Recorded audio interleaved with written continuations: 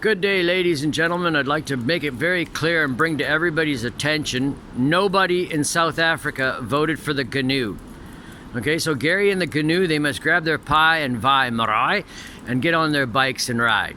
It's very, very simple. The country's been run by a gang of criminals. The gang of criminals, or all the criminals at the top of every political party, have joined forces to make the GNU. What's the GNU? It's the Gang of National Unity.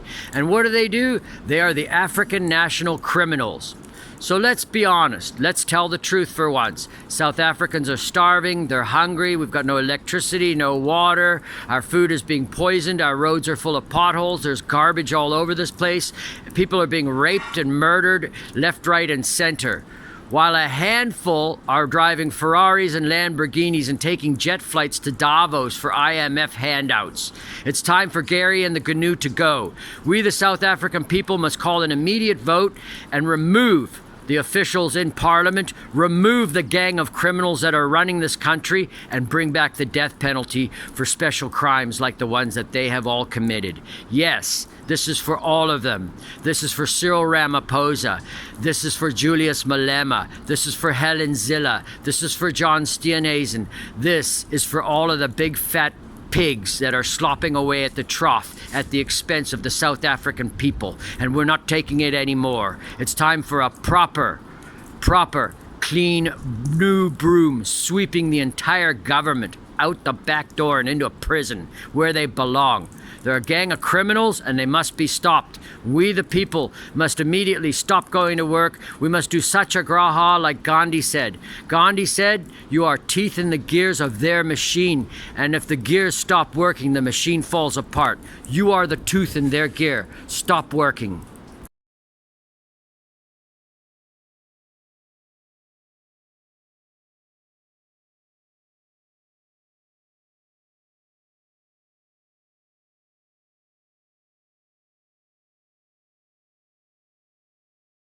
What are you trying to do here? What do you want this place to be? I want it to be number one. Not in the region, but in the world. What do you mean number one in the world? In everything. High education, health, just making my people the highest way of living. And to be the biggest, the tallest. Steve, why not? Why not? If you can have it in New York, what can we have it here? Why are you in such a hurry? Most people would try and do all of this in a lifetime, not in 5 years. I want my people to live better life now, to go to the high school now, to go to the good health care now, not after 20 years.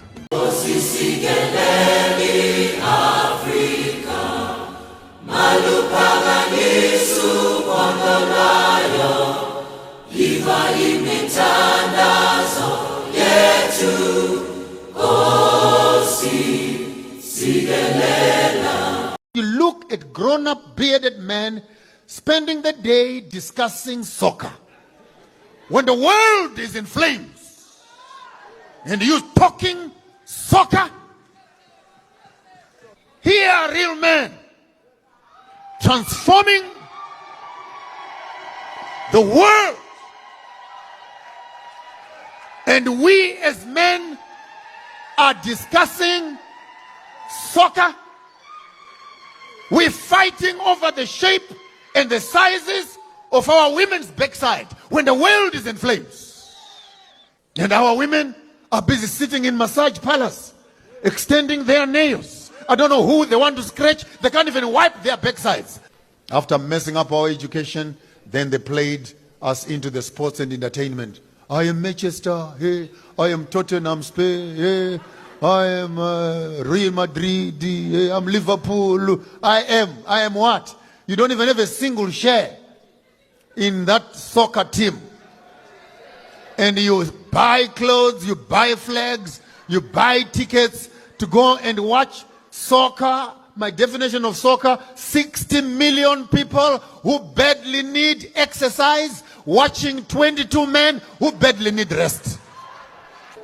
You spend your money and your time on stupid sports, men chasing a skin of a dead ox. And you fight over 1-0, 2-0, 4-0. It was what? And you look at grown-up bearded men spending the day discussing soccer. When the world is in flames and you talking soccer,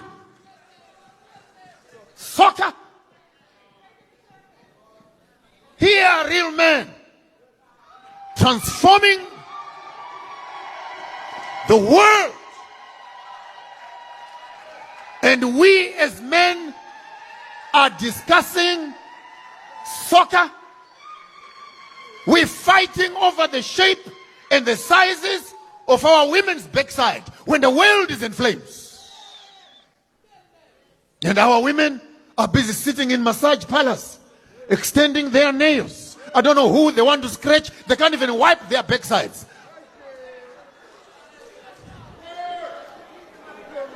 Putting extensions on their heads. I want Peruvian hair. I want Indian hair. I want hair my foot. Why must I go out to someone with fake hair when I can go out to someone with original hair? Fake lips, fake.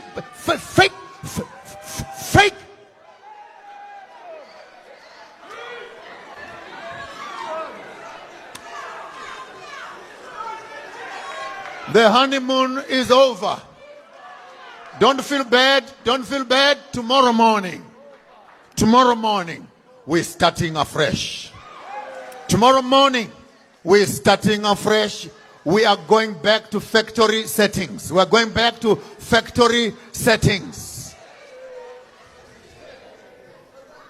Reset. Next question. This is not next question. I'm holding you accountable. Do you consider yourself to be a responsible leader? Simple question. Did you look at my areas of responsibility? I was sitting where you are sitting. I'm asking you, do you, it's a yes or no question. I was sitting where you were sitting. And yes, I was a member of this parliament. I'm asking, do you consider yourself to be a responsible leader? The response was yes, Honorable Jacob. Thank you very much. It's implied. In my hands, as I sit here, I have got something that I know you don't think that I have. But this here lists your full travel expenses up until about January 2024. Receipts. On these travel expenses, you list an amount of 131,000 Rand to go to Ivory Coast and London from the 11th of January to the 14th of February. Then, second, you've been to Qatar twice on flights that could be no more than 15,000 Rand. That costs altogether 56,000 Rand and 31,000 Rand. This is obviously including accommodation as well. Then thirdly, I have you traveling to Vietnam for the Oceania Congress, which took place on 29 September to 3rd October 2023. What are we as South Africans doing in Vietnam at the Oceania Congress of an organization that only has 13 members, of which are thousands of kilometers away? Then, number four, you've traveled to Cameroon for the African Cup of Nations at 105,574 Rand, when a ticket to Yaoundé can cost no more than 14,000 Rand max. Then, you've also traveled to Morocco for 82,833 Rand, when that flight could cost no more than 20,000 Rand max. So that is why I ask if you are responsible, because we've heard the financial standing of your organization. And when we hear the financial standing of your organization, don't feel attacked. When we hear the financial standing of your organization, it becomes apparent that there's a lack of responsibility. There's a lack of accountability. Because who is actually holding you to account, sir? And Who is holding you to account? no, can I answer? I'm asking who is holding you to account. Go ahead. Your current liabilities severely outweigh your current assets, meaning your ability to meet your expectations, your financial expectations, is severely hampered by the fact that your financial expectations are more than your ability to account for them. What do you make of that? Oh boy. Projects timeously, properly, and within budget. We have a serious challenge in this society. The tender process. I've spoken about it.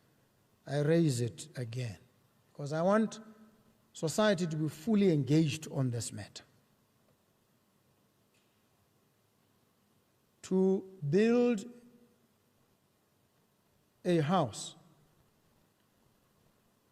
the project of constructing a house is preceded by another project, the project of procurement.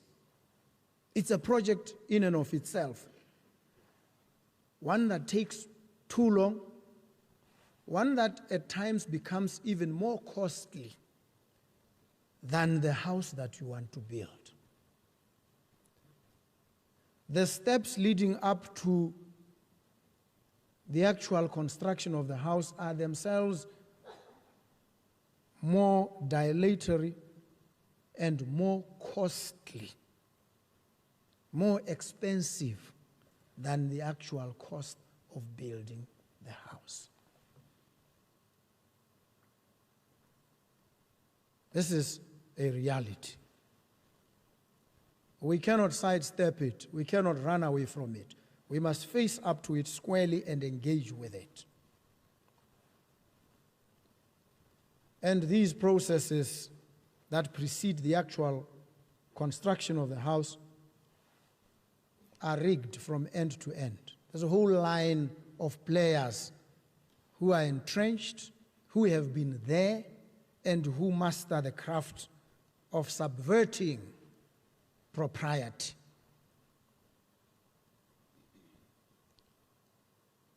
So when a tender is issued, people purchase it, it is already known who this tender belongs to.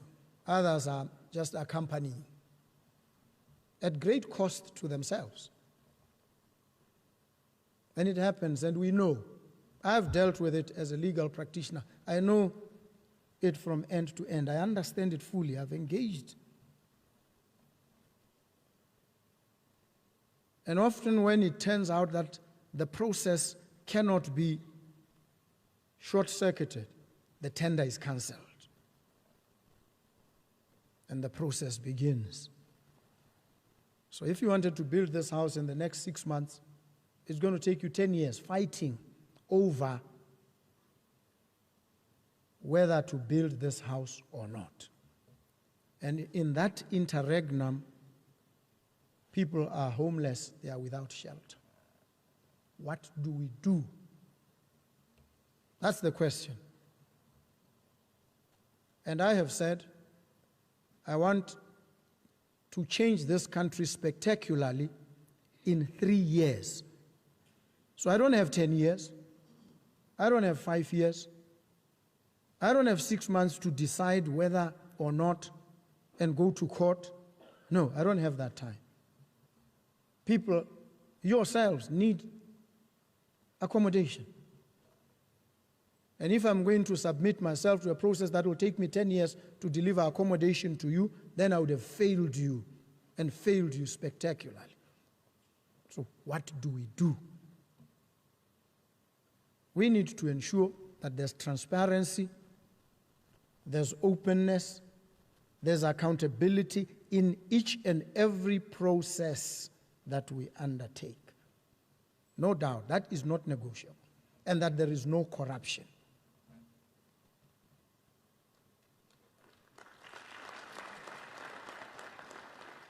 And so people say, when you acknowledge a failed system and you say, whatever we do, we must not do this one. He say he's trying to give tenders to his relatives. I want you to know my relatives. Just check, you'll know them. You need to know them so that you can track whether any one of my relatives has any tender. You need to ascertain, you need to be sure about these things. So that when these allegations are flung about, because one is seeking to move from an entrenched system of corruption to something that offers us some redemption, yet you are able to interrogate the allegations. And we must interrogate the allegations together. And so it's going to be very critical for us to find ways of moving away from this corrupt system and engaging in a different one that we can monitor and track.